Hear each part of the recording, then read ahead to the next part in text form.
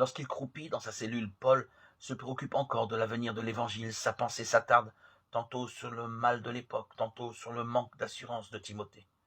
Pour combattre les imposteurs et les charlatans de Timothée 3,13, Timothée doit s'appuyer sur ce qu'il a appris, sachant de qui il l'a appris.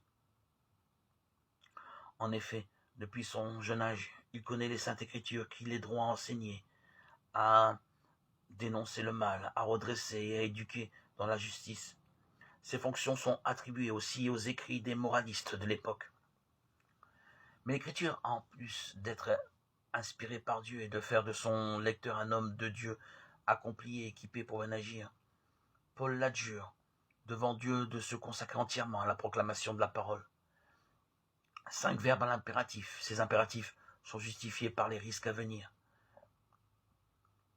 Quand les gens chercheront des enseignants pour se tourner vers des récits mythologiques en place de la vérité. Nous voyons ici les déchirements de l'Église à la fin du 1er siècle. Quelle place l'Écriture prend-elle dans nos vies? Comment est-ce que je peux comprendre l'inspiration et l'autorité de l'Écriture? Quel passage de la parole de Dieu a été inspirant et utile dans ma vie? Et pourquoi? En dehors de l'Écriture, y a-t-il des récits qui nourrissent ma foi?